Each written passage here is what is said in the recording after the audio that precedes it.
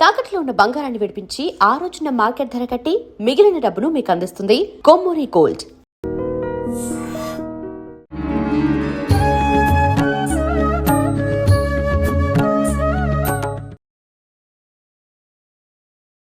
నమస్కారం, welcome to I dream. ధర్మ మార్గం విత్ విజిత కార్యక్రమానికి స్వాగతం. ప్రస్తుతం మనతో పాటు ఉన్నారు ప్రముఖ ఆధ్యాత్మికవేత్త, జ్యోతిష్య పండితులు మాడుగుల శివప్రసాద్ గారు. ఇప్పుడు గురుగారితో మాట్లాడి మరిన్ని విషయాలు తెలుసుకుందాం. నమస్కారం గురుగారు. ఆశీర్వచనం తల్లి. గురుగారు, మాఘమాసంలో వచ్చే పౌర్ణమి యొక్క విశిష్టత ఏంటి? ముఖ్యంగా పౌర్ణమి అంటే చంద్రుడి యొక్క ఆరాధన అని అనుకుంటూ ఉంటాము. చంద్రుడు అంటే మనకారకుడు అంటూ ఉంటాము. ఈ మధ్యలో అంటే మనసు అనేది చాలా చంచలంగా ఉంటుంది. ఇప్పుడున్న నిర్ణయం ఇంకాసేపటికి ఉండదు, ఇప్పుడున్న ప్రశాంతత ఇంకాసేపటికి ఉండదు. అలా ప్రశాంతంగా ఉండాలి అంటే ఈ మాఘ పౌర్ణమిని మనం ఏమన్నా ఉపయోగించుకోవచ్చా? దాని గురించి వివరించండి. శ్రీ మహాగణాధిపతయే నమః. ఐం మహాసరస్వత్యే నమః. శ్రీ లలితాంబికాదేవియే నమః. మాఘమాసము పౌర్ణమి. ఇప్పుడు మాఘమాసము అంటే మామూలుగా సహజంగా ఇప్పుడంటే మౌఢ్యమి అనేటువంటిది ఒకటి వచ్చింది కాబట్టి నిజానికైతే మాఘమాసము పాల్గొన మాసము వివాహాలు శుభకార్యాలకు అత్యంత ప్రధానమైనటువంటి మాసముగా చెప్తాం మనం. శ్రావణ మాసం కానీ కార్తీక మాసం కానీ ఈ మాసాలు కొన్ని మాసాల్లోనే మనము శుభకార్యాలు చెయ్యాలి అనేటువంటిది మనకు ఒక శాస్త్ర ప్రామాణికం ఉన్నది. అవునండి.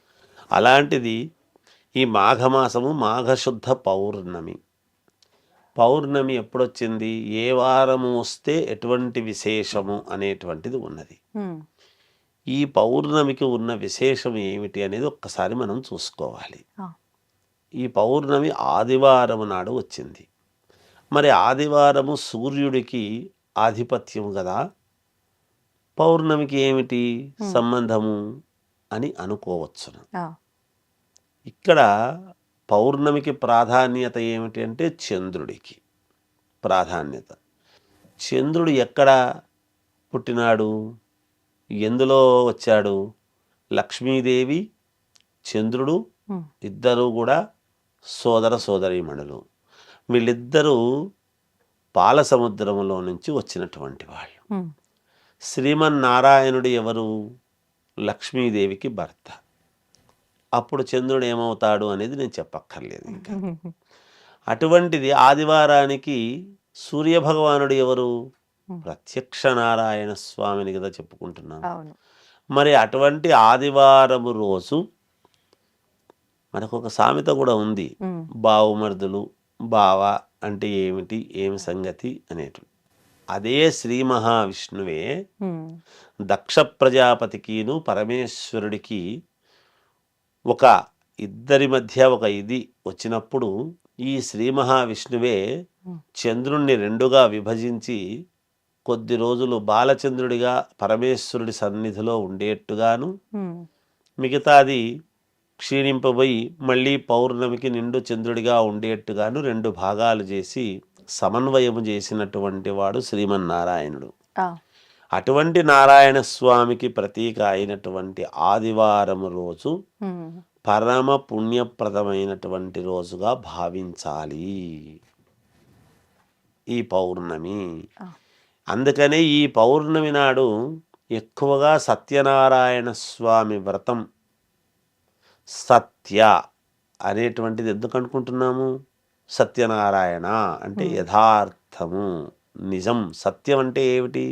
యథార్థం, నిజం అనేటువంటిది దాని అర్థాలు. అందుకే సత్యనారాయణ స్వామి వ్రతం చేస్తున్నాము అంటే మనకు అనేక రకాల ఫలితాలు మేలు జరుగుతుంది. పూర్వము రాజులు కానీ యుద్ధం సంభవించినప్పుడు వ్రతం చేసి బయటికి వెళ్ళేవాళ్ళు. ఈ యుద్ధం గెలవాలి, కోర్టులో ఏదైనా ఇబ్బందులు ఉన్నాయి అంటే ఈ సత్యనారాయణ స్వామి వ్రతము చేసి వెళ్ళటం అనేటువంటిది జరిగేది. కోర్టుకు విజయం లభించేది. ఎందుకు? మనఃకారకుడు చంద్రుడు. ఇందాక మీరు ప్రశ్నలోనే వేశారు. మనకు ఇబ్బంది కలుగుతుందేమో అని మన మనస్సుతో ఉంటుంది. ఈ ఇబ్బంది నేను ఎలా దాటగలను అనేటువంటి బాధ మన మనస్సుకుంటుంది. ఇబ్బంది చేసేవాడు కూడా మనల్ని చూసి దైవం మానుష రూపేణ అన్నది అందుకే కదా, ఎదటి వాళ్ళ మనసులో ఇబ్బంది పెట్టకుండా పోని వాళ్ళకి ఏదో మేలు చేద్దాం అని మనకు అనుకూలముగా ఏర్పడేదానికి వీలవుతుంది భగవంతుడు. మనం అందుకనే భగవంతుణ్ణి ఇక్కడ ఆరాధన చేస్తే అక్కడ మనకు ఫలితాలు, ఇక్కడ మనం ఇంట్లో పూజ చేసుకుంటే ఎక్కడో మనకి ఏం కలుగుతుంది అంటే చెట్టుకు మొదల్లో నీళ్లు పోస్తే కాయలు పైన కాసినట్టుగా, అంతే కదా, అంతే అండి. అందువలన అలా ఈ పౌర్ణమికి సత్యనారాయణ స్వామి వ్రతం అనేటువంటిది గనక చేసుకుంటే, ఎప్పుడు చేసుకోవాలి, అందరూ ఉదయం పూట చేస్తుంటారు. అవును గురుగారు. వీళ్ళు పొరపాట్లు చేస్తున్నది అక్కడే. మనం ఏదైనా ఉదయం పూట చేసేద్దాము, అందరూ వస్తారు, భోజనాలు చేస్తారు, వెళ్ళిపోతారని మన సౌకర్యం కోసం మనం చేస్తున్నాము తప్ప భగవంతుడి యొక్క అనుగ్రహము పరిపూర్ణముగా కావాలి అని చేసుకునేటువంటి సమయం ఏమిటి అంటే సంధ్యా సమయము, సాయంకాలం అన్నాడు. ఉదయము నుంచి సాయంకాలం వరకు కూడా ఏదైనా అల్పాహారముగా తీసుకుని సాయంకాలం ఉదయం స్నానము చేసి సాయంకాలము మళ్ళీ స్నానము చేసి రాత్రి ప్రారంభ కాలమున అంటే చంద్రుడు ఉదయిస్తున్న సమయములో ఎప్పుడైతే మనం చేస్తామో, ఎందుకు చంద్రుడు ఉదయించే సమయంలో ప్రారంభం చేయాలి సత్యనారాయణ స్వామి వ్రతం అంటే, ఇప్పుడు మన ఇంటికి ఎవరైనా మనకు ముఖ్యులు వస్తే రండి రండి రండి అని స్వాగతం పలుకుతామా లేదా? అలా ఆయన సంధి సమయంలో సాయంకాలము చంద్రుడు ఎప్పుడైతే వస్తున్నాడో పైకి, ఆ సమయంలో మన మనస్సు ప్రశాంతతగా ఉండి చేసుకోవటానికి ఒకటి గోధూళి వేళ లక్ష్మీ సంచార సమయము కాబట్టి. అందుకే ఒక ఇంటికి, ఒక అక్క ఇంటికి పెళ్ళయిన తర్వాత తమ్ముడు వస్తున్నాడు అంటే ఎంత సంతోషిస్తుంది. నా తమ్ముడు వస్తున్నాడు, నా తమ్ముడు వస్తున్నాడు, లేదా మా అన్న వస్తున్నాడు, మా అన్న వస్తున్నాడు అని చాలా ఒక 10 సార్లు చెప్తుంది ఆ స్త్రీమూర్తి. ఈరోజు మా తమ్ముడు వస్తున్నాడు, తమ్ముడు వస్తున్నాడని, ఆ రక్త సంబంధం. అలాగే ఆ లక్ష్మీదేవి యొక్క సంచార సమయము, ఇక్కడ చంద్రుడి యొక్క అనుగ్రహము, సోదర సోదరి భావం కదా, అందువలన అది మనకు మేలు జరగటానికి. ఇక్కడ లక్ష్మీ సత్యనారాయణ స్వామి కదా, రమా సత్యనారాయణ స్వామి పేర్లు వేరు, లక్ష్మీనారాయణ స్వామి కదమ్మా అంతా. అందువలన ఎప్పుడైతే ఆ సత్యనారాయణ స్వామి వ్రతం సాయంకాలం పూట చేసుకుంటామో ఖచ్చితముగా మేలు జరుగుతుంది. మనకన్ని వ్రతాలు పూజలు ఇవే ఉన్నాయి, వీటి వల్లనే మేలు జరుగుతుంది. ఇవి చేసుకుంటే మిగతాటివి ఏమి చేసుకోనక్కర్లేదు. కాకపోతే చేసుకునేటప్పుడు అమ్మవారు ఎలా అయితే మనము పటములో ఉన్నదో అలా అలంకరించుకొని స్త్రీమూర్తి కూర్చోవాలి. భర్త అనేటువంటి వాడు భూషణ భీషణాలు ఏమీ లేకపోయినా పర్వాలేదు, ఉంగరాలు, గడియారాలు, కంకణాలు, భుజకీర్తులు లేకపోయినా ఊరికే ఉత్తరయం వేసుకొని కూర్చోవచ్చును గాక. భార్య మాత్రం అలా కూర్చోకూడదు. ఆమె నగలు అన్నీ పెట్టుకునే ఉన్నంతలో. మరి లేని వాళ్ళు ఇలా గురువు గారు మాకు లేవు కదా అనుకోవచ్చు. లేనిది అమ్మవారికి తెలుసు కదా లేవని. ఉండి పెట్టుకోకపోతే తప్పు కదా. ఉండి పెట్టుకొని చేతులకు కాళ్లకు కూడా గోరింటాకు అంతా పెట్టుకొని ప్రశాంతంగా కూర్చొని చేసుకుంటే తప్పకుండా విజయము లభిస్తుంది. వాళ్లకు అనుకున్న పనులు ఖచ్చితముగా జరిగి తీరుతాయి. చేసే దాంట్లో ఉందమ్మా. మనం కరెక్ట్గా చేసుకోకుండా మధ్య మధ్యలో మాట్లాడడం చేయడం కాకుండా మంచి అయ్యగారిని, బాగా చేయించేటువంటి అయ్యగారిని పిలుచుకొని ప్రశాంతంగా ఇంట్లో చేసుకొని ఆ తర్వాత ఎవరొచ్చినా బాగున్నారా అని పలకరించి తీర్థప్రసాదాలు అందరికీ ఇచ్చి చేసుకుంటే బాగుంటుంది, మేలు జరుగుతుంది. ఇది చాలా ఉన్నతమైనటువంటి ఇది. ఈరోజు పాటించాల్సింది ఏమిటంటే సత్యనారాయణ స్వామి వ్రతం అందరి ఇళ్లలో చేసుకోవడమే శుభప్రదం, మేలు జరుగుతుంది. ఇప్పుడు సామూహికంగా చాలా మంది ఇంట్లో ఇదంతా ఖర్చు, ఇంకా లేకపోతే మాకు సమయం కేటాయించలేము అనుకున్న వాళ్ళు క్షేత్రాలకు వెళ్ళి అక్కడ సామూహికంగా చేసుకొని వస్తున్నారు కదా గురుగారు, ఫలితం ఉంటుందంటారా? ఉంటుందమ్మా, ఉంటుంది. ఎంత ఏదో హడావిడిగా చేస్తారేమో అంటే తూతూ మంత్రంగా తొందరగా అయిపోవాలి, బ్యాచ్లు అన్నట్లుగా అనిపిస్తూ ఉంటుంది కదా. ఎక్కడ అలా చేస్తే ఎక్కడైనా తప్పేమ్మా. ఎందుకంటే ఇప్పుడు ఎక్కడ చేసినా మనము ప్రశాంతంగా, ఇప్పుడు నది ఒడ్డున చేస్తే ఎటువంటి ఫలితాలు, మీకు అరటి తోటలో చేస్తే ఎటువంటి కష్టాలు తీరుతాయి. సత్యనారాయణ స్వామి వ్రతం నది ప్రవహిస్తున్నటువంటి నది ఒడ్డున చేస్తే ఎటువంటి ఫలితాలు వస్తాయి, అలాగే గుళ్ళల్లో చేస్తే ఎటువంటి ఫలితాలు వస్తాయి, ఇళ్ళల్లో ఎటువంటి ఫలితాలు వస్తాయి అనేటువంటిది వాళ్ళ కష్టాన్ని బట్టి ఉంటుంది. అందుకే అన్నిటికీ ప్రదేశాన్ని బట్టి ఒక విధానం అని చెప్పారు. ఎటువంటి వివాదాలకు ఎటువంటి చోట చేస్తే యోగం, ఇదే పనే కదా.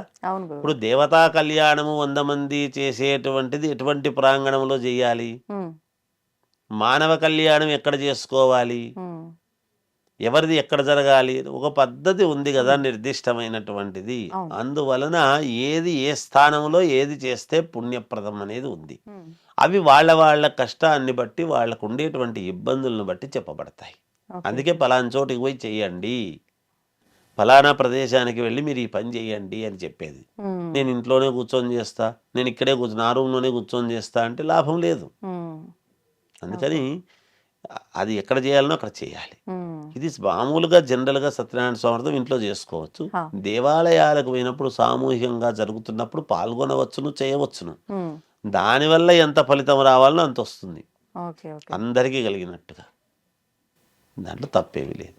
మాఘ పౌర్ణమి రాబోతోంది. ముఖ్యంగా ఈ మాఘమాసం అంతా కూడా విశేషమే అంటూ ఉంటారు. మరి మాఘ పౌర్ణమి రోజున స్నానాలే కానివ్వండి, లేదంటే ఆ రోజు విశేషంగా చేసే విధానాల గురించి తెలియజేయండి. తప్పనిసరిగా అండి, ప్రతి పౌర్ణమి కూడా విశిష్టమైనది ఏదో రకంగా. 12 పౌర్ణములు కూడా ఆ రకంగా. మన బుద్ధ పౌర్ణమి వస్తుంటుంది, రాఘవేంద్ర స్వామి పౌర్ణమి శ్రావణ మాసంలో వస్తుంది, కార్తీక పౌర్ణమి వస్తుంది. అలా ఈ రకంగా ప్రతి పౌర్ణమికి విశిష్టత ఉంది. అలాగే ఈ మాఘమాసం ఇంకా చాలా ప్రాముఖ్యత చెందింది. ఎందుకు అంటే దేవతలు 6 నెలలు ఉత్తరాయణ కాలంలో వాళ్ళకి పగలు, దక్షిణాయనం వాళ్ళకి రాత్రి. మనకేమో రోజు ఒక 24 గంటల్లో పగలు రాత్రి అయితే దేవతలకు 6 నెలలు 6 నెలలు. అందుకని వాళ్ళు లేచి మనం లేచినప్పుడు ఎంత ఫ్రెష్గా ఉంటాం.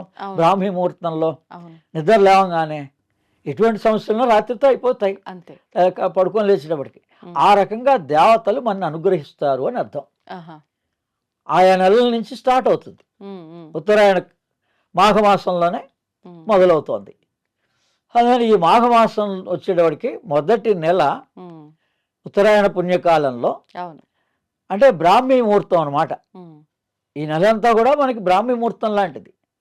ఎంత మనం దైవికంగా ఉపయోగించుకుంటే, యోగ ధ్యానంగా ఉపయోగించుకుంటే అంత ఫాస్ట్ రిజల్ట్స్ వస్తాయి. ఏ సమయమైనా ఈ నెలంతా భగవత్ సంబంధం ఏది చేసినా భగవదానుగ్రహం సంవత్సరంలో లేనంత విశేషంగా ఉంటుంది.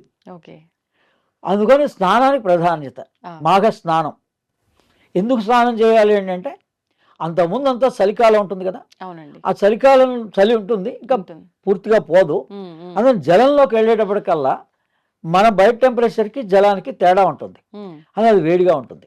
అందుకనంటే ఈ చలిగా ఉన్నప్పుడే తెల్లారుజామున వెళ్ళి ఆ నది స్నానం కనుక చేసినట్లయితే మనలో వేగస్ నర్వ్ యాక్టివేట్ అవుతుంది.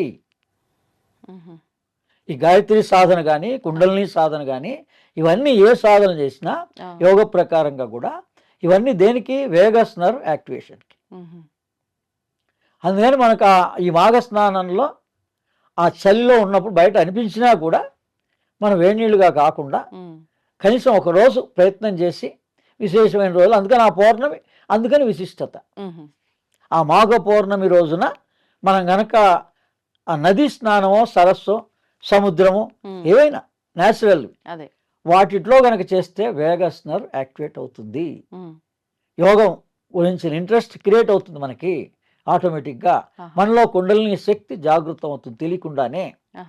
అందుకని దాన్ని ఒక మంత్రంగా, క్రియాయోగంగా, అన్నిటికన్నా ఓంకార సాధన మంచిది. ఎవరైనా చేయొచ్చు. 108 హెర్ట్జ్ తోటి స్టార్ట్ చేసి చేయాలి. 963 హెర్ట్జ్ వరకు వెళితే మన పిలీనియల్ గ్లాండ్ యాక్టివేట్ అవుతుంది మన దేహం లోపల. 108 నుంచి ఇండిఫరెంట్ హెర్ట్జ్ తోటి ఉంటుంది. అది ఫైనల్గా 963 హెర్ట్జ్, 136 కూడా ఉంటుంది. 108 మనం అందరం సామాన్యంగా ఓంకార సాధన చేసుకోవచ్చు. భగవంతుడు ఎవరైనా ఓంకార స్వరూపుడే. గణపతి ఓంకార స్వరూపుడే, ఈశ్వరుడు ఓంకార స్వరూపుడే. సుబ్రహ్మణ్య స్వామి అయితే తన తండ్రికే ఈ ఓంకార సాధన నేర్పించాడు. అలా అమ్మవారైనా గాయత్రి కూడా ఓంకార స్వరూపిణి. ఓం భూర్భువ స్వహ. అదే ఓం అనేటువంటిదే అందరికీ కామన్గా ఉన్నటువంటి మొట్టమొదట ఓం ఇచ్చేకాక్షరం బ్రహ్మ. భగవంతుడు ఎవరు అని అడగాలి. అడిగితే గురువు అవసరం దేనికి? భగవంతుని తెలుసుకోవడం కోసం గురువు కావాలి.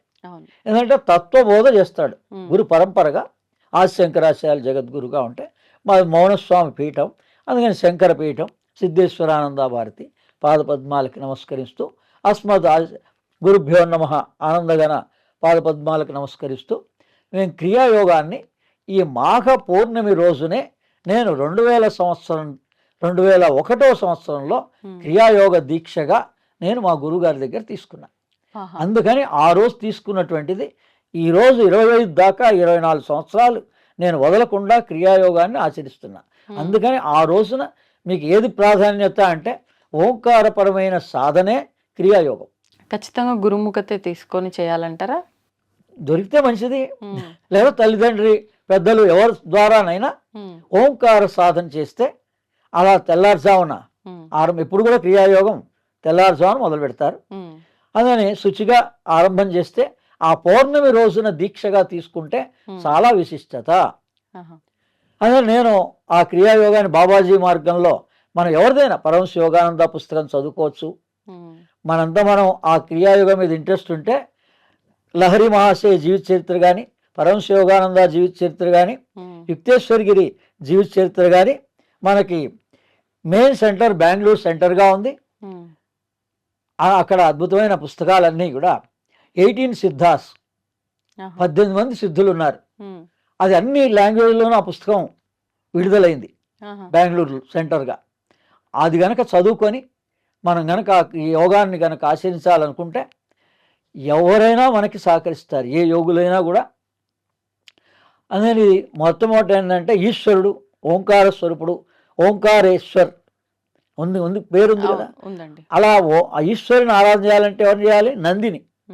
నందీశ్వర తిరుమల్లార్ అని ఉన్నాడు. ఈ 18 సిద్ధాస్లో ఒక సిద్ధుడు తిరుమల్లార్. దాని గ్రంథాన్ని రామకృష్ణ మిషన్ వాళ్ళు పబ్లిష్ చేశారు. తిరుమందిరం అద్భుతమైన గ్రంథం ఉంది. అందులో మీకు ఈ మంత్ర యోగ రహస్యాలన్నీ ఉన్నాయి. ఈ రకంగా ఈ మాఘమాసం ప్రధానంగా యోగాభ్యాసానికి, మామూలు వాళ్ళకు కూడా దైవికంగా కూడా ఉన్నటువంటి వాళ్ళకి క్షేత్ర దర్శనం, అది ఒక క్రమ పద్ధతిలో మనం ప్రతి పౌర్ణమిని ఉపయోగించుకోవాలని లలితా సహస్రనామ పారాయణ ప్రధానంగా ఆ రోజు చేసుకోవచ్చు. ప్రతి పౌర్ణమికి ప్రతి పౌర్ణమి ఇష్టం, మాఘ పౌర్ణమి విశేషంగా ఇష్టం. అమ్మవారి అనుగ్రహం కలుగుతుంది. ప్రతి పౌర్ణమి లలితా సహస్రనామ పారాయణతో అమ్మవారిని పూజించుకోవచ్చు. ఇలా ఏ రూపంగా భావించినా భగవంతుణ్ణి ఈ ఉత్తరాయణ పుణ్యకాలంలో కాబట్టి వాళ్ళు బ్రాహ్మీ ముహూర్తంలో వాళ్ళ అనుగ్రహ ప్రాప్తి ఖచ్చితంగా కలుగుతుంది. ఈ నెలంతా మంచిది, మాఘమాసం అంతా మంచిది. మాఘ పౌర్ణమి రోజు ఆచరించే విధానాలు ఏంటి? ముఖ్యంగా ఈ మాఘ పౌర్ణమి రోజు ఎటువంటి విధానాలు ఆచరిస్తే బాగుంటుందో తెలియజేయండి. తప్పకుండా అండి. చంద్రుడికి కళలోను ఉంటాయి, 16 కళలోను ఉంటాయి చంద్రుడికి. ఒక్కొక్క పౌర్ణమికి కొన్ని కళలు రిలీజ్ అవుతుంటాయి చంద్రుల్లో.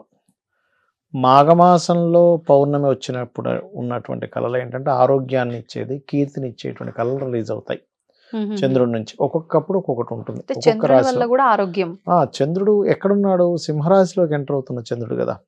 మఖా నక్షత్రం మఘా నక్షత్రం మీద పౌర్ణమి ఏర్పడింది కాబట్టి మాఘ పౌర్ణమి, అంతే కదా.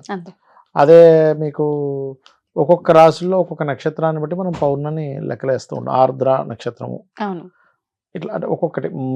మార్గశిర మాసం మృగశిర నక్షత్రం మీద, ఆశ్వీజ మాసం అశ్విని ఇట్లా ఉంటుంది కదా. అలా ఏంటంటే రవి ముఖ్యంగా మనకు ఆరోగ్యానికి కారకుడు కాబట్టి ఎవరైతే అనారోగ్య బారిన పడుతుంటారో వాళ్ళ యొక్క మానసిక స్థితి బలంగా ఉండాలని ఎవరు కోరుకుంటారో వాళ్ళు మాఘ పౌర్ణమి చేయడం వల్ల ఖచ్చితమైన మంచి ఫలితాలు ఉంటాయి. ఇంకా అందులో సందేహం ఏం లేదు. ప్రతి ఒక్కరికి అవసరమైంది. ఇప్పుడు ప్రతి ఒక్కరికి అవసరమైంది. నిన్న మొన్న చూడండి, నేను చూసా ఒక అమ్మాయి గవర్నమెంట్ జాబ్ హోల్డర్, అవునవును. తల్లిదండ్రులు లేరు, సింగిల్గా ఉండలేక డిప్రెషన్ కూడా బోర్ కొడుతుందని ఆత్మహత్య చేసుకుంది. అవును. అసలు ఏంటి అసలు? ఇప్పుడు కొంతమంది ఉంటారు ఎట్లా అంటే బాగా హెవీ హెల్త్ ఇష్యూస్ ఉన్నాయి, తట్టుకోలేకపోతున్నాను అని చెప్పి చేసుకుంటారు. కానీ బోర్ కొట్టి ఆత్మహత్య చేసుకోవడం ఏంటి చెప్పండి? అయితే నేను తర్వాత తెలిసింది ఏంటంటే ఎవరో మోసం చేశారని విన్నా నేను. మోసం చేస్తే ఆ మోసం తట్టుకోలేక అని ఎక్కడో సంథింగ్ చదవడం ఎవరో చెప్పడం జరిగింది, నాకు గుర్తు రావట్లేదు సరిగ్గా. అట్లా కూడా అయిందని, అంటే తల్లిదండ్రులు లేరట అమ్మాయికి, సింగిల్ అట. అంటే నేను ఎందుకు చెప్తున్నానంటే ఈ మాట, ఇవాళ రేపు మనకి ఒక చిన్న ఏజ్ నుంచే టెన్షన్స్ పెరుగుతున్నాయి. అవును. ఒకప్పుడు అసలు స్కూలింగ్ కాలేజ్ ఏజ్లో అసలు మీకు స్ట్రెస్ అనేది ఉండేది కాదు, ఆడుతూ పాడుతూ అయిపోయేది. ఆ జీవుడికి ఎప్పుడైనా బాధ్యత ఉంది అంటే ఒక 25 ఏళ్ళు వచ్చినప్పటి నుంచి బాధ్యత ఉండేది, మొత్తం ఎడ్యుకేషన్ అయిపోయాక. వివాహం తర్వాతే బాధ్యతలు ఉండేవి. ఒకప్పుడైతే అది కూడా ఉండేది కదా, ఎందుకంటే ఉమ్మడి కుటుంబం ఉండేది. పెళ్లి చేసేవారు, ఇంట్లో ఆల్రెడీ నడుస్తూనే ఉంది. కొత్తగా ఈ వ్యక్తి ఇప్పుడు సంపాదించి పెట్టాలని ఉండేది కాదు. ఇప్పుడు ఉద్యోగం ఉంటేనే పెళ్లి చేసుకోవాలి. నర్సరీ నుంచే మీకు స్కూల్లో హోంవర్క్స్ ఇవ్వడం, అంటే ఏమైపోతుందంటే ఒక ఏజ్ తర్వాత రావాల్సిన బాధ్యతలు స్కూలింగ్ ఏజ్ నుంచే వచ్చేసరికి ఏమైపోతుందంటే, స్కూలింగ్ ఏజ్ నుంచే స్ట్రెస్ వచ్చేసరికి ఒక ఏజ్ వచ్చేసరికి ఏంటి నా జీవితం అంతా స్ట్రెస్, నా చదువుకునేటప్పుడు స్ట్రెస్, ఉద్యోగం చేస్తుంటే స్ట్రెస్, పెళ్ళైతే స్ట్రెస్, అన్ని స్ట్రెస్ అయినా అనిపిస్తుంది, విరక్తి వస్తుంది. అయితే ఈ స్ట్రెస్ కారణం ఏమిటి అంటే రియాలిటీలోకి మనం వెళ్ళకపోవడం. ఎప్పుడైతే రియాలిటీలోకి మనం వెళ్ళమో స్ట్రెస్ పెరుగుతూ ఉంటుంది. అంటే ఏంటి రియాలిటీ అంటే ఏంటంటే సత్యాన్ని మనం అర్థం చేసుకోవడం. ఇప్పుడు ఒక పిల్లవాడే ఎగ్జాంపుల్ హోంవర్క్ ఇచ్చారు, రాయలేదు, స్కూల్కి వెళ్ళాలంటే స్ట్రెస్. అదే రాస్తే ఆనందంగా వెళ్తాడు, లేకపోతే బుక్ ఎక్కడో కింద పెడతాడు, ఈ బుక్ టీచర్ చూడకపోతే బాగున్నాడు. మన చిన్నప్పుడు అందరూ ఇలాంటివన్నీ జరిగాయి, మర్చిపోయామని. నాకు ఏమనిపిస్తుంటుంది అంటే, నాకు మొన్న ఒకరోజు ఇలాగే ఆలోచిస్తుంటే, కొంతమంది పిల్లలు రోజు హోంవర్క్ రాయరు, రోజు టీచర్తో దెబ్బలు తింటారు. నాకేమనిపించింది అంటే, వాడికి తెలివితేటలు లేక కాదు దెబ్బలు తింటుంది, వాడు ఆ దెబ్బని అలవాటు పడిపోయాడు. ఏముంది ఇంతకంటే ఏముంది, టీచర్ వాడు దెబ్బేస్తుంది, కాసేపు నొప్పి వస్తుంది, ఇంతకంటే ఇంకేముంటది అంటే ఆ హోంవర్క్ రాయడం కంటే ఇది ఈజీ అనిపిస్తుంది వాడికి. అంతే, ఈ నొప్పి కన్నా అదే పెద్ద నొప్పిగా ఫీల్ అవుతున్నాడు. నిజమే అండి. లేదంటే ఈ దెబ్బకు వాడు భయపడ్డా బాధపడ్డా, అమ్మో రేపు ఎందుకు నేను దెబ్బ తినాలని ఈ రోజు కూర్చొని కుదురుగా రాసుకుంటాడు. అంటే ఇక్కడ ఏంటంటే పిల్లలకి నువ్వు ఇది పెద్దగా ఫీల్ అవుతున్నావు, కానీ దీంట్లో ఉండే స్పైసీనెస్ ఏంటి, నువ్వు కనుక రాస్తే ఏమొస్తుంది. నేను మొన్న ఒకసారి ఇట్లాగే ఒక ఆవిడ తన ఇంటర్ వరకు పెద్ద బ్రిలియంట్ స్టూడెంట్ కాదు, ఇంటర్ నుంచి అన్ని ఇంక టాప్, కాలేజ్ ర్యాంక్ అన్ని. ఎందుకు అలా జరిగిందని అడిగా. అంటే ఆస్ట్రాలజీలో ఉంది, అక్కడ నుంచి బాగా చదవాలని. మీకెందుకు అనిపించింది పర్సనల్గా అంటే, ఆ అమ్మాయి చెప్పిన విషయం ఏంటంటే, నాకు ఇంటర్ వరకు అసలు నన్ను చదవమని కానీ చెప్పలేదు, ఇంటర్లో నేను అనుకోకుండా ఫస్ట్ ర్యాంక్ వచ్చినప్పుడు అందరూ అప్రిషియేట్ చేశారు, ఆ కిక్ నాకు తెలిసింది. అంటే ఇక్కడ ఏంటంటే, ఈ చదవని వాడికి తలకాయ లేనట్టు కాదు, అక్కడ వాడి బ్రెయిన్ లేనట్టు కాదు, వాడికి ఆ కిక్ తెలియట్లే. ఆ కిక్ తెలిస్తే దాన్ని పట్టుకుంటాడు, అంతేలేండి. ఇక్కడ ఏంటంటే ఎప్పుడైతే కిక్ తెలిసిందో వాడు చదువుతుంటాడు, ఒక్కొక్కసారి చదవకపోతే కలిగే అవమానం కూడా వాడికి తెలిసినా సరే పట్టుకుంటాడు గట్టిగా. అట్లా అనమాట. నేను కొంతమంది బిజినెస్ పీపుల్ని కూడా చూసినప్పుడు, సంథింగ్ ఇప్పుడు మంత్లీ ఒక 10 to 20 lakhs సంపాదిస్తున్నాడు అనుకోండి, ఒక్కసారిగా 2 లక్షలకు 3 లక్షలకు పడిపోయింది వాడు ఆదాయం. వాడు చాలా బాధపడిపోతుంటే, ఎందుకు 2-3 లక్షలతో కూడా హ్యాపీగా బతకొచ్చు కదా అంటే, లేదు సార్ 10 లక్షలు 20 లక్షలు సంపాదించినప్పుడు ఉండే కిక్ నేను కోల్పోతున్నాను. ఇక్కడ ఏంటంటే నాకు ఖర్చు అయిపోయినా పర్లేదు, 10 లక్షలు ఖర్చు అయిపోతున్నాయి ప్రతి నెల, కానీ నేను సంపాదిస్తున్నాను అనేటువంటి కిక్ ఏదైతే ఉందో నన్ను బాగా పాజిటివ్ ట్రిగర్ చేస్తుంది. నేను 3 లక్షలు మిగులుతున్నా సరే, నేను 10 లక్షలు సంపాదించకపోయేసరికి, అయ్యో నేను 3 లక్షలు సంపాదిస్తున్నాను ఏంటనేది నన్ను ఇబ్బంది పెడుతుంది. అంటే ఏంటంటే మన మైండ్లో నువ్వు దేనైనా యాక్సెప్ట్ చేసేటువంటి రియాలిటీ నీ మైండ్లో లేనంతసేపు నువ్వు ప్రతిదానికి ఇట్లా అయిపోతూ ఉంటావు. నిజమండి. అయితే ఈ మాఘ పౌర్ణమి రోజు మనం ప్రతిసారి పౌర్ణమికి చలివిడి చేసుకొని చక్కగా మీరు ఆకు ఒక్క 2 అరటిపళ్ళు అండ్ అదేవిధంగా ఇవన్నీ ఎప్పుడైతే మనం చంద్రుడికి చూపిస్తూ లలిత సహస్రనామాలు చదువుకుంటామో అది పిల్లలకు పెడతాము. చిన్న ఏజ్ నుంచి కూడా వాళ్ళు ఏం సాధిస్తే కిక్ వస్తుంది అనే దాని మీదకి వెళ్తాడు వాళ్ళ ఆలోచన విధానం అంతా కూడా. లేకపోతే ఏమవుతుందంటే ఇట్లాగే దెబ్బలకు అలవాటు పడిపోవడం, మొండి పడిపోవడం అట్లా జరుగుతూ ఉంటుంది. వాళ్ళ దగ్గర తెలివితేటలు లేకో రాయలేకో కాదు, ఏముందిలే ఇంతకంటే ఇంకేముంటుంది, దానికి అలవాటు పడిపోతుంటాయి. అది మెయిన్ అసలు. సో ఏంటంటే లలిత ఎక్కువగా చదువుకోవాలి మాఘ పౌర్ణమికి. అపమృత్యు దోషం ఉన్న వాళ్ళు కూడా చంద్రశేఖర అష్టకం చదువుకుంటే చాలా మంచిది. మాఘ పౌర్ణమి నాడు అన్నముతో అలంకరణ చేస్తారు శివుడికి, అది కూడా చాలా మంచి ఫలితాలు ఇస్తుంది. ఆ రోజు కొంతమందికి లంగ్ రిలేటెడ్ ఇష్యూస్ ఉన్న వాళ్ళని ప్రాణాయామం చేస్తే కనుక లంగ్ రిలేటెడ్ ఇష్యూస్ కూడా క్లియర్ అవుతాయి మాఘ పౌర్ణమి రోజు చేస్తే కనుక. సత్యనారాయణ స్వామి వ్రతం కూడా పౌర్ణమి విశేషం అని చెప్తారు కదండి, ఈ పౌర్ణమికి కూడా ఆచరించవచ్చు? పౌర్ణమికి ఎప్పుడైనా సత్యనారాయణ స్వామి వ్రతం చేసుకోవచ్చు. కాకపోతే ఇక్కడ ఏంటంటే ఆరోగ్యాన్ని అపమృత్యు దోషాన్ని తీసేసేటువంటి లక్షణం మాఘ పౌర్ణమికి ఉంటుంది. అటువంటి ఇబ్బందులు ఉన్న వాళ్ళు మనస్కారకుడు ఉపాసనాకారకుడైన రవి, ఆత్మకారకుడైన రవిక్షేత్రంలోకి వెళ్ళి ఉంటాడు కదా. సో మీ మనసు కంప్లీట్ గా స్పిరిచువల్ దానికి కనెక్ట్ అయ్యేటువంటి పౌర్ణమి ఇది యాక్చువల్గా. ఎందుకంటే కేతు నక్షత్రం మగా నక్షత్రం అంటే రవి ఉపాసనా కారకుడు, అండ్ రవిలోనే సకల దేవతలు ఉంటాయని చెప్తుంటారు శాస్త్రం. ఇప్పుడు మనకి భానుమండల మధ్యస్థ భైరవి భగవాన్ని అమ్మవారు ఉంది, శివుడు ఉన్నాడు. ఇంకోటి ఏంటంటే సూర్య నమస్కారం. ఇప్పుడు కామన్గా ఏ దేవతనైనా మనం ఆరాధించకపోతే తనేమో అనుగ్రహించదు, ఆరాధిస్తే ఒక అనుగ్రహం లభిస్తుంది. కానీ సూర్యుడి దగ్గరికి వచ్చేసరికి ఏంటంటే మీరు పూజించకపోతే దోషం వస్తుంది, సూర్యుడిని నమస్కారం చేయకపోతే దోషం. కృతజ్ఞలం అయిపోతున్నాం మనం అక్కడ. అంటే కృతజ్ఞత తెలపకుండా ఉన్నామంటే తప్పే కదా. అంటే మనం మొక్కినా మొక్కకపోయినా ఆయన చేయాల్సింది ఆయన చేస్తున్నాడు కాబట్టి మనం దోషం చేయకూడదు అక్కడ. అట్లా సూర్య రాశుల్లోనే ఈ మాఘ పౌర్ణమి ఏర్పడుతుంది కాబట్టి, అంటే పౌర్ణమి ఏర్పడుతుంది కాబట్టి సూర్య ఆరాధన చేయడం ఆ రోజు ఇంకా మంచి ఫలితాలు ఇస్తుంది. మాఘపటి ఆదివారాలు వస్తాయి మనకి మాఘమాసంలో, ఆదివారాలు కనుక చేస్తే ఇంకా చక్కటి అంటే వాళ్ళకి ఆరోగ్యం, కీర్తి, సంతాన ప్రాప్తి ఇవన్నీ కూడా లభిస్తాయి. అమ్మ, మాఘమాసంలో వచ్చే పౌర్ణమికి చాలా విశిష్టత ఉంది అంటుంటారు. మరి ఏంటి ఆ విశిష్టత? ఆ రోజుని మేమందరం ఎలా ఉపయోగించుకోవచ్చు? మాఘ పూర్ణిమ మాఘమాసమే విశిష్టమైంది అనుకున్నాం. అవును. ఇంకా మాఘ పూర్ణిమ రోజు అన్ని వ్రతాలు పట్టే రోజు. ప్రతి స్త్రీ ఎన్నో వ్రతాలు ఉంటాయి. 16 పళ్ళ నోమని, 33 పున్నాల నోమని, పండు తాంబూలం నోమని, పసుపు కుంకుమ నోమని, ఇలా ఎన్నో నోములు ఉంటాయన్నమాట. ఈ నోములన్నిటికీ మూలం ఈరోజు పట్టాలి. మాఘ పూర్ణిమ రోజే పట్టుకోమంటుంది శాస్త్రం. ఈ విశిష్టమైన రోజుని మనకి సప్తమిని కూడా ఇస్తారు, రథ సప్తమి రోజు లేదా మాఘ పూర్ణిమ రోజు ఈ వ్రతాలకి ప్రారంభించుకోండి, ఈరోజు ప్రారంభించండి అని చెప్తారు. ఇప్పుడు భార్యాభర్తల మధ్య అన్యోన్యత లోపించింది అనుకోండి, తాంబూల వ్రతం అని ఉంటుంది, అది చెయ్యమంటారు. ఎలా చేయాలి? ఈ రోజు మొదలు పెడితే వచ్చే పౌర్ణమి వరకు రోజు చేయాలి, నెలంతా, సంవత్సరం అంతా.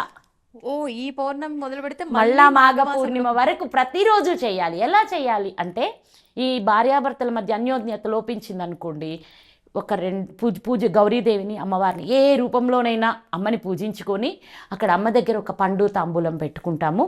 పెట్టిన తర్వాత దంపతుల దగ్గరికి వెళ్ళి ఆమెకి బొట్టు పెట్టి ఈ తాంబూలాలు వాళ్ళిద్దరికీ ఇచ్చుకోవాలి. అది ఎవరైనా సరే కావచ్చు, ఇచ్చేసుకొని వాళ్ళ పాదాలకి నమస్కారం చేసి వాళ్ళ ఆశీస్సులు తీసుకుంటుండాలి. ప్రతిరోజు చేయాలి. అమ్మ ఏదైనా కుదరలేదు, నెలసరిలో ఉన్నాము అంటే ఆ 4 రోజుల తాంబూలాన్ని 5వ రోజు చేసేసుకోవచ్చు. 5గురు దంపతులకి ఇచ్చేసుకోవచ్చు. వాళ్ళ చేత 2 అక్షంతలు వేయించుకొని వాళ్ళు అన్యోన్యంగా ఉండడం దీవించుకోవడం మూలాన అది తప్పనిసరిగా పని అవుతుంది. 33 పున్నాల నోము ఉంటుంది. ఈ మాఘ పూర్ణిమ రోజు మొదలు పెడితే ఈరోజు అమ్మవారికి 1 దోశ నైవేద్యం పెడతారు. దోశ అట్టు ఎందుకమ్మా? అట్లు ఎందుకు? అమ్మవారికి ప్రీతికరం. అలాగే అట్టు ఎలా పోస్తాం? ఆ పోసినప్పుడు రంధ్రాలు ఏర్పడతాయి కదా, ఆ అట్టుకి ఎన్ని రంధ్రాలు ఉన్నాయో అన్ని సంవత్సరాల సౌభాగ్యం మీకు ఉంటుంది అని మన పెద్దలు చెప్తారనమాట.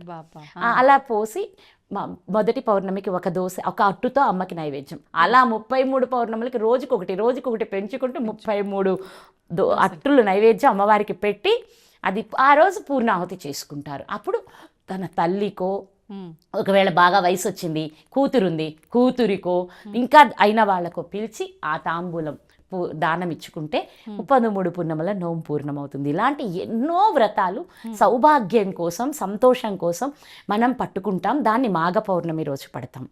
అన్ని పౌర్ణముల్లో కల్లా మాఘ పౌర్ణమి విశిష్టత ఎక్కువ కనుక ఉత్తరాయణ ప్రారంభంలో వస్తుంది విశిష్టమైన మాఘ పౌర్ణమి. ఆ రోజు మీరు కానీ గమనిస్తే చంద్రుడి నుంచి వెన్నెల కూడా చాలా చల్లగా, చాలా ఆహ్లాదంగా జాలువారుతుంది మనకి. కార్తీక మాసం వచ్చేటప్పటికి మేబీ ఉండొచ్చు, ఉండకపోవచ్చు, క్లౌడ్స్ ఉంటాయి. కానీ ఈ రోజు ఏముండదు, అలా క్లియర్గా ఉంటుంది ఆకాశం అంతా, వెన్నెలంతా మన మీదకే వస్తుంది.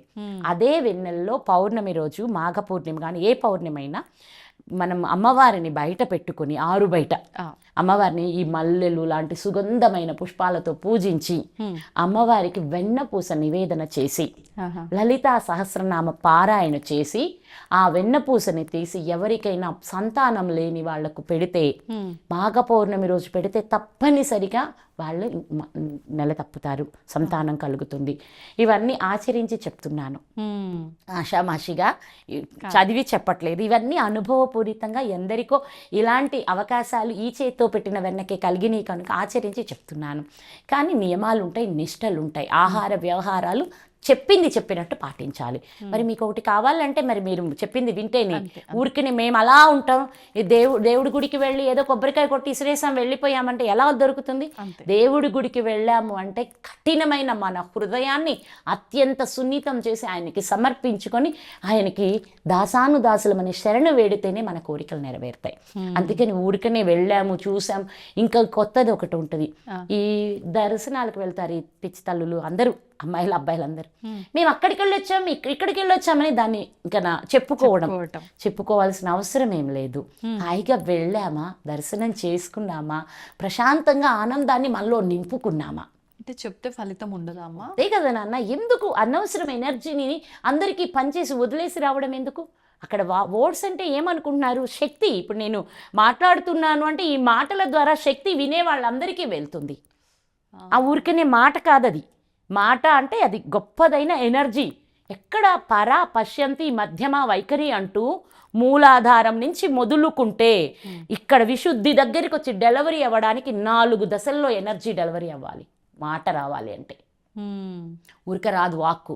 ఎక్కడ నాభి నుంచి అలా తీస్తాం, దానికంటే ముందు పరాస్థితిలో ఇంకా నాభి కంటే కింద నుంచి తీస్తామన్నమాట. అక్కడ నుంచి ప్రాణశక్తి మొత్తాన్ని లాగుకుని వచ్చి ఇక్కడ మాటగా డెలివరీ చేస్తామన్నమాట.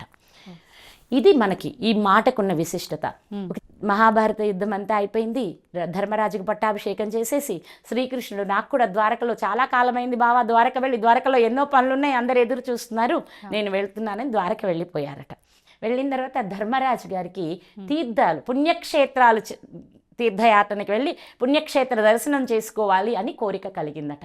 కలిగితే ఇంకా వాళ్ళతోటి వీళ్ళతోటి కాకుండా ఈయనే వెళ్ళి, బావా మేము ఇలా వెళ్తున్నాము, మీరు కూడా మాతో ఉంటే ఎంతో ఆనందంగా ఉంటుంది, మనందరం కలిసి వెళ్ళి తీర్థయాత్రలు చేసొద్దాము అని చెప్పి అడిగాడంట.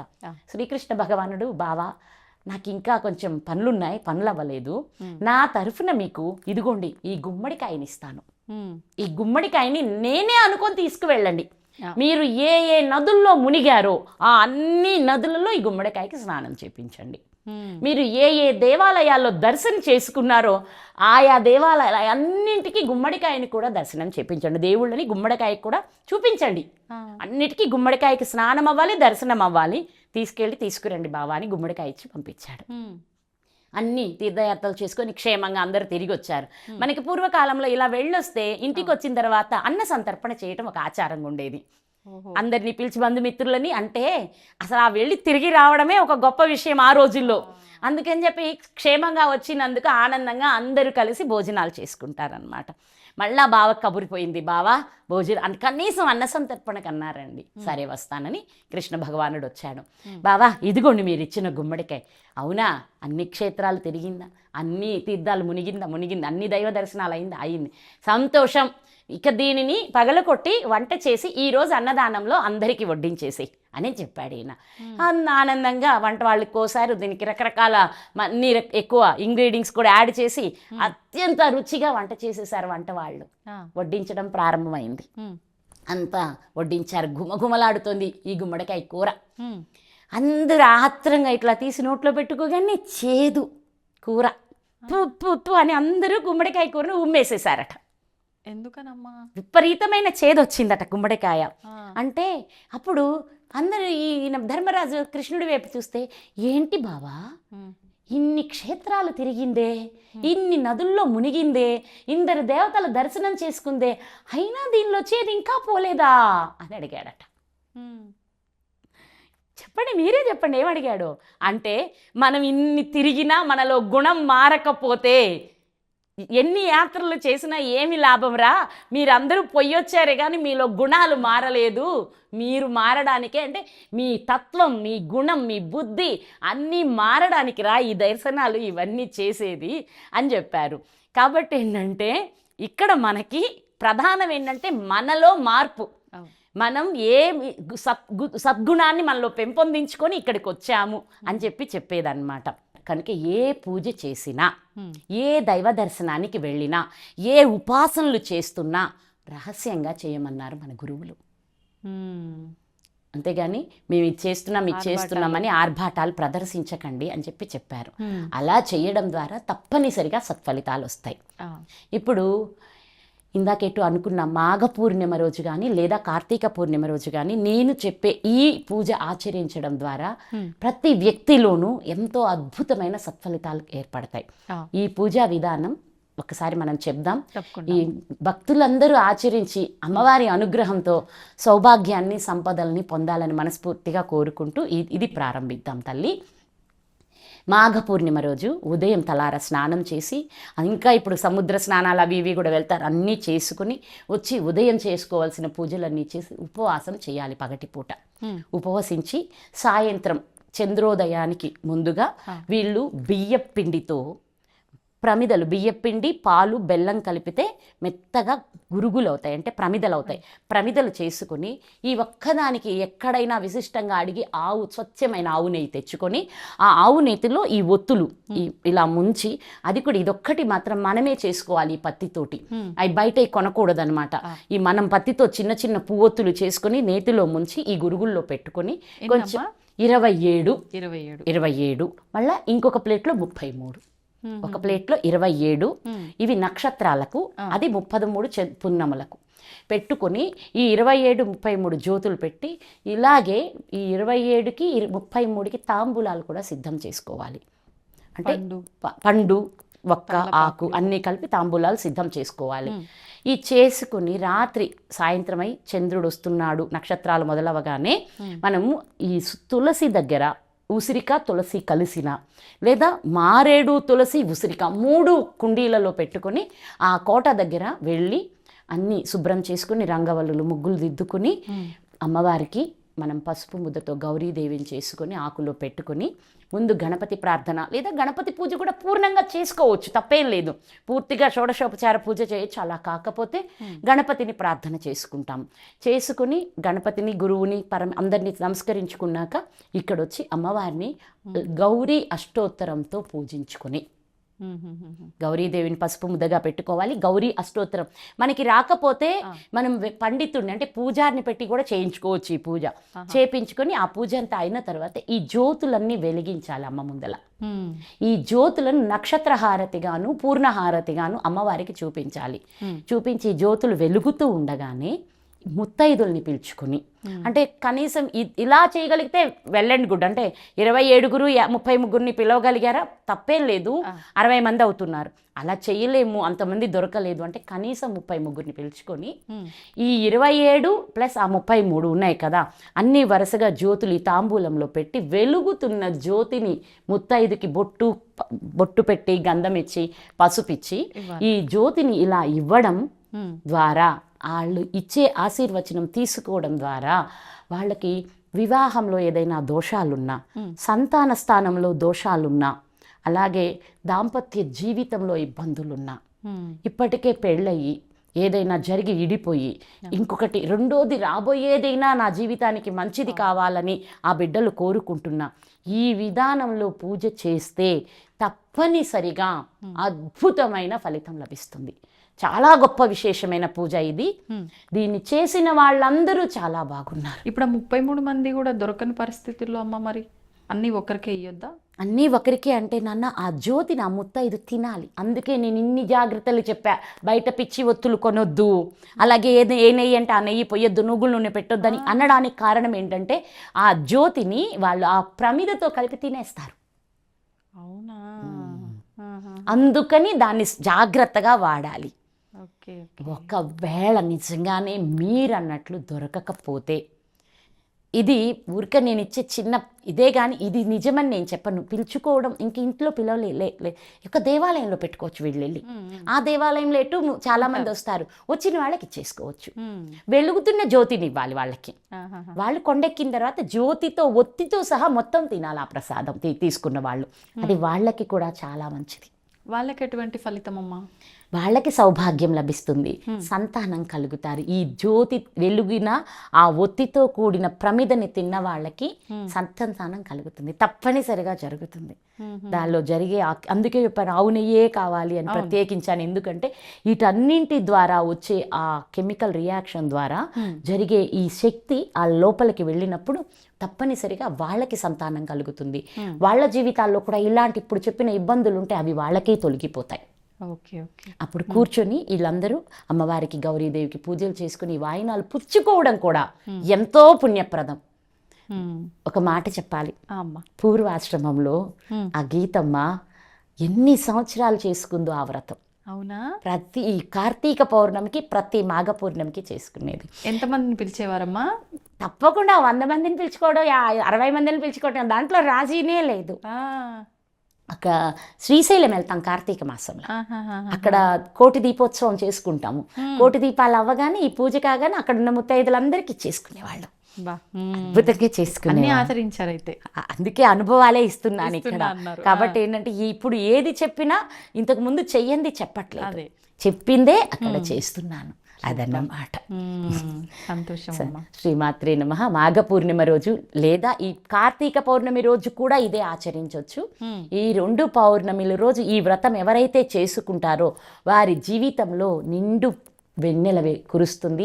వాళ్ళ జీవితం ఎంతో సౌభాగ్యవంతంగా సంపదలతో ఉంటుంది. గురుగారు, మాఘమాసంలో వచ్చే పౌర్ణమి యొక్క విశిష్టత ఏంటి? ముఖ్యంగా పౌర్ణమి అంటే చంద్రుడి యొక్క ఆరాధన అని అనుకుంటూ ఉంటాము. చంద్రుడు అంటే మనకారకుడు అంటూ ఉంటాము. ఈ మధ్యలో అంటే మనసు అనేది చాలా చంచలంగా ఉంటుంది. ఇప్పుడున్న నిర్ణయం ఇంకాసేపటికి ఉండదు, ఇప్పుడున్న ప్రశాంతత ఇంకాసేపటికి ఉండదు. అలా ప్రశాంతంగా ఉండాలి అంటే ఈ మాఘ పౌర్ణమిని మనం ఏమన్నా ఉపయోగించుకోవచ్చా? దాని గురించి వివరించండి. శ్రీ మహాగణాధిపతయే నమః. ఐం మహాసరస్వత్యే నమః. శ్రీ లలితాంబికాదేవియే నమః. మాఘమాసము పౌర్ణమి. ఇప్పుడు మాఘమాసము అంటే మామూలుగా సహజంగా ఇప్పుడంటే మౌఢ్యమి అనేటువంటిది ఒకటి వచ్చింది కాబట్టి నిజానికైతే మాఘమాసము పాల్గొన మాసము వివాహాలు శుభకార్యాలకు అత్యంత ప్రధానమైనటువంటి మాసముగా చెప్తాం మనం. శ్రావణ మాసం కానీ కార్తీక మాసం కానీ ఈ మాసాలు కొన్ని మాసాల్లోనే మనము శుభకార్యాలు చెయ్యాలి అనేటువంటిది మనకు ఒక శాస్త్ర ప్రామాణికం ఉన్నది. అవునండి. అలాంటిది ఈ మాఘమాసము మాఘశుద్ధ పౌర్ణమి. పౌర్ణమి ఎప్పుడొచ్చింది, ఏ వారము వస్తే ఎటువంటి విశేషము అనేటువంటిది ఉన్నది. ఈ పౌర్ణమికి ఉన్న విశేషం ఏమిటి అనేది ఒక్కసారి మనం చూసుకోవాలి. ఈ పౌర్ణమి ఆదివారము నాడు వచ్చింది. మరి ఆదివారము సూర్యుడికి ఆధిపత్యం కదా, పౌర్ణమికి ఏమిటి సంబంధము అని అనుకోవచ్చును. ఇక్కడ పౌర్ణమికి ప్రాధాన్యత ఏమిటి అంటే చంద్రుడికి ప్రాధాన్యత.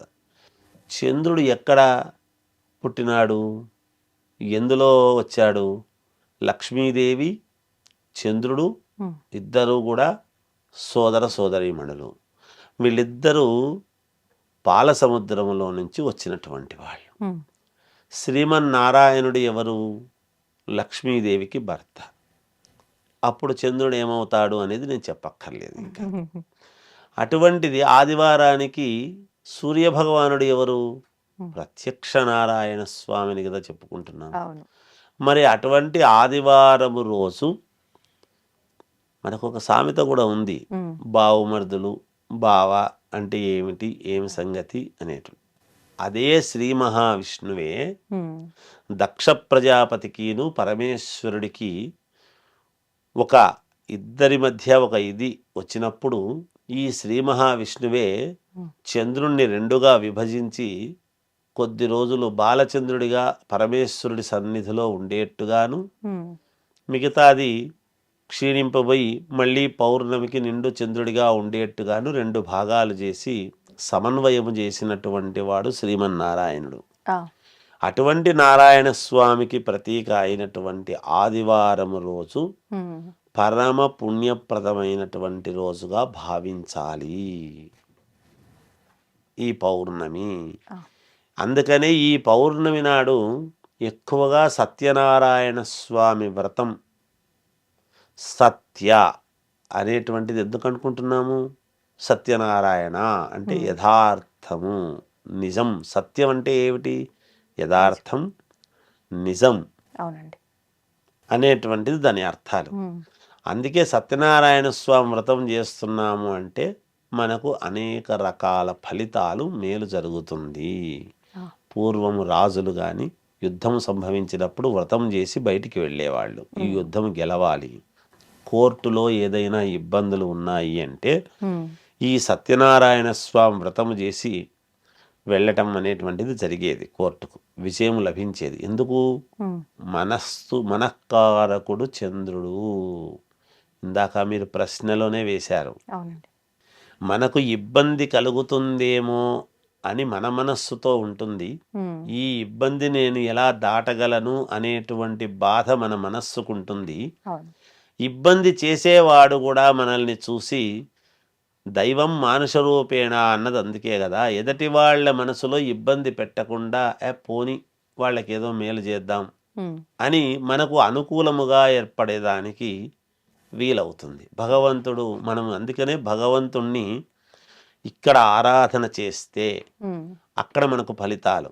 ఇక్కడ మనం ఇంట్లో పూజ చేసుకుంటే ఎక్కడో మనకేం కలుగుతుంది అంటే, చెట్టుకు మొదల్లో నీళ్లు పోస్తే కాయలు పైన కాసినట్టుగా, ఆ, అంతే కదా. అంతే అండి. అందువలన అలా ఈ పౌర్ణమికి సత్యనారాయణ స్వామి వ్రతం అనేటువంటిది గనక చేసుకుంటే, ఎప్పుడు చేసుకోవాలి? అందరూ ఉదయం పూట చేస్తుంటారు. అవును గురుగారు.